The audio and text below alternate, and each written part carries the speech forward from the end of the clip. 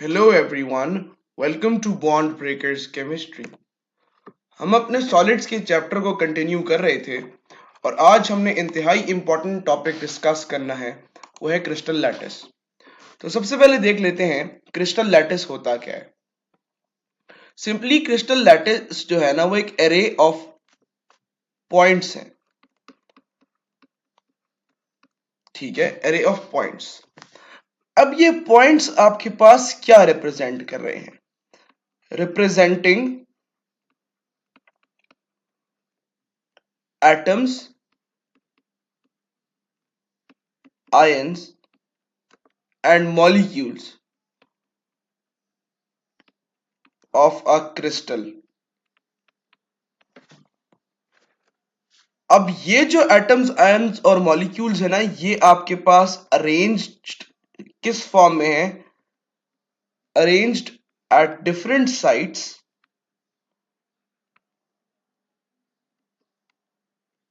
इन अ 3D space. कहने का मकसद ये है कि अगर मेरे पास कोई सॉलिड है, क्रिस्टलाइन सॉलिड है, उसको मैं अगर पॉइंट्स की फॉर्म में रिप्रेजेंट करना चाहूं या ड्रॉ करना चाहूं, तो वो मेरे पास क्या फॉर्म करेगा? एक क्रिस्टल लैटिस बनाएगा। कहने का मकसद सिर्फ ये है कि अगर मेरे पास एक सॉलिड है कुछ इस तरह का, ठीक है, जिसका स्ट्रक्चर कुछ इस तरह का है और इस तरह पैकिंग हुई हुई है उसमें, अगर मैं इसको एक 3 डायमेंशनल स्पेस में पॉइंट्स की फॉर्म में रिप्रेजेंट करना चाहूं, तो मैं कुछ इस तरह प्रेजेंट करूंगा। दोबारा रिपीट कर देता हूं। अगर मेरे पास कोई सॉलिड हो इस तरह का, अरेंजमेंट उसका प्रेजेंट हो, ये मॉलिक्यूल्स हो, 1 2 3 4 5 एटम्स हो, अगर मैं उनको एरे ऑफ पॉइंट्स की फॉर्म में एक्सप्लेन करना चाहूं, ड्रॉ करना चाहूं, तो मैं कुछ ऐसे ड्रॉ करूंगा। ये जो आपको पॉइंट्स नजर आ रहे हैं, ये आपके पास क्या है? ये आपके पास हैं लैटिस पॉइंट्स। क्या है? लैटिस पॉइंट्स, या इनको कहते हैं हम लैटिस साइट्स। ये जो लैटिस साइट्स हैं या लैटिस पॉइंट्स हैं, ये रिप्रेजेंट कर रहे हैं आपके पास क्या चीज? एटम्स, आयंस और मॉलिक्यूल्स को। हमारे पास क्रिस्टलाइन सॉलिड्स जो हैं वो इस तरह प्रेजेंट थे, हमने उनको एक एरे ऑफ स्ट्रक्चर्स की फॉर्म में एक्सप्लेन कर दिया, ड्रॉ कर दिया, और एटम्स और आयंस और मॉलिक्यूल्स को हमने क्या कह दिया कि ये हमारे पास क्या है? लैटिस पॉइंट्स हैं या लैटिस साइट्स हैं।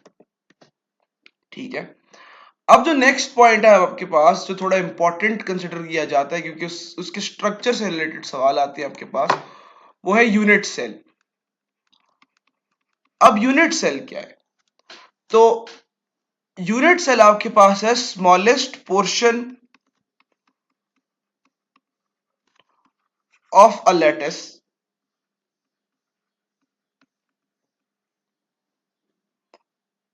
that has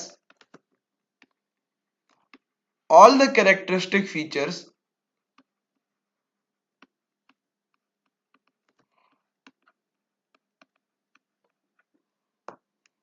of entire crystal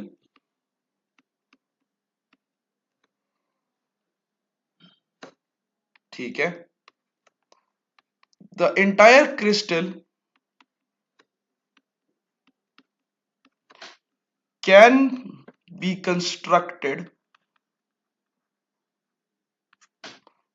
constructed by repeating it in 3 dimensions। ठीक है, जो सारी स्टोरी मैंने यहां एक्सप्लेन किया है ना कि smallest portion of a lattice and has all characteristic features and entire crystal can be constructed by repeating it, वो आपको इस डायग्राम में समझ आ जाएगी। कहने का मकसद ये है कि जो आपके पास क्रिस्टल लैटिस होती है, उसका जो स्ट्रक्चरल यूनिट होता है, वो आपके पास क्या होता है? यूनिट सेल होता है। फॉर एग्जाम्पल मैं अगर कहूं कि ये मेरे पास एक लेटिस पॉइंट है और ये पहला लेटिस पॉइंट है, दूसरा लेटिस पॉइंट है, ये तीसरा लेटिस पॉइंट है, लेटिस साइड है, और ये पूरा मेरे पास क्या है, क्रिस्टल लेटिस है। अगर मैं ये यूनिट सेल है, अगर मैं जो ये यूनिट सेल है इसको उठा के यहां पर बना दूं और यहां पर भी बना दूं और यहां पर भी बना दूं और 3 डायमेंशन में रिपीट करता जाऊं, तो वो एंटायर जो क्रिस्टल लैटिस है वो दोबारा से कंस्ट्रक्ट हो जाएगा। ठीक है, कहने का मकसद ये है कि यूनिट सेल आपके पास स्ट्रक्चरल यूनिट होता है या फिर स्मॉलेस्ट यूनिट होता है क्रिस्टल लैटिस का, जिसको रिपीट करने से आपके पास, जिसको एक दूसरे, अगर मैं एक दूसरे को ऊपर रख दूं ना, एक फॉर एग्जाम्पल एक यूनिट सेल को दूसरे को उसके ऊपर, तीसरे को उसके ऊपर और साइड पे भी, तो वो पूरा क्रिस्टल लैटिस बन जाएगा। अब ये जो क्रिस्टल लैटिस मैंने आपको एक्सप्लेन किया है ना, अब इसके बारे में कुछ पॉइंट्स आपको याद रखने, जो आपके पास पेपर में आता है हम सिर्फ वही बात करेंगे। ठीक है, अगर ये मैं कह दूं कि मेरे पास फॉर एग्जाम्पल एक ये क्या है, एक यूनिट सेल है, क्या है, एक यूनिट सेल है। अब आप सब ने जो है वो कार्टेशियन कोऑर्डिनेट सिस्टम जरूर पढ़ा होगा। ठीक है, आप सबको पता होगा कि ये एक्स एक्सिस होता है, ये वाई एक्सिस होता है, और यहां पर आपके पास जेड एक्सिस होता है। ठीक है, तो सिर्फ हमने ये बात एक्सप्लेन करनी है कि जो लेंथ होगी ना along x axis unit cell की, उसको आप रिप्रेजेंट करेंगे ए से। जो लेंथ होगी ना आपके पास अलोंग वाई एक्सिस, उसको आप रिप्रेजेंट करेंगे बी से। और जो z एक्सिस के अलोंग होगी ना, उसको आप रिप्रेजेंट करेंगे c से।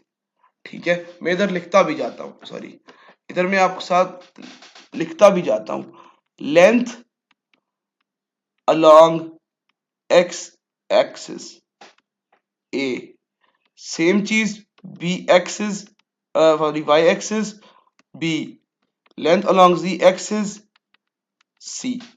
अगर किसी को समझ नहीं आ रहा है कार्टेशियन कोऑर्डिनेट सिस्टम में एक्स वाई जी कैसे, तो ये आपके पास y है, ये आपके पास x है, ये एक्स वाई प्लेन बन गया, उसके परपेंडिकुलर आपके पास ये z है। ठीक है, ये सिर्फ समझाने के लिए था। तो आपको एक बात याद रखनी है कि x एक्सिस के अलोंग जो लेंथ है वो a है, जो y एक्सिस के अलोंग है वो b है, जो जो आपके पास z एक्सिस के अलोंग है वो c है। ठीक है, अब आगे बात करते हैं। आगे चीज ये है कि आपके पास अगर मैं कहूं कि ये आपके पास क्या है a, ठीक है, और ये आपके पास क्या था b, तो इनके अलोंग, इनके बीच जो एंगल होगा वो होगा गैमा।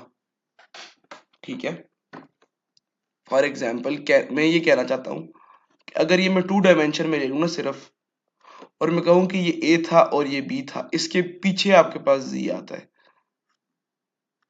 ये वाली इस सरफेस की बात कर रहा हूं, तो इन दोनों के बीच में जो एंगल होगा वो होगा गैमा। ठीक है, अब बात करते हैं b और c में। फिर इसके और इसके बीच में जो एंगल होगा वो होगा अल्फा। ऊपर लिख देता हूं, a एंड b के बीच में जो एंगल होगा वो होगा गैमा, b एंड c के बीच में जो एंगल होगा वो होगा अल्फा। ठीक है, और a और c, ये a है और ये c है, a और c के बीच में जो एंगल होगा वो होगा बीटा। ये आपके पास है पंजाब टेक्स्ट बुक के मुताबिक। केबीके टेक्स्ट बोर्ड में जो है वो ए और बी के दरमियान में अल्फा है, बी और सी के दरमियान में बीटा है, और ए और सी के दरमियान में गैमा है। ठीक है, ये मैंने आपको बताया पंजाब टेक्स्ट बोर्ड के मुताबिक। केबीके की जो बुक्स है उसमें थोड़ा डिफरेंट लिखा है। अब एक और चीज हमने डिस्कस करनी है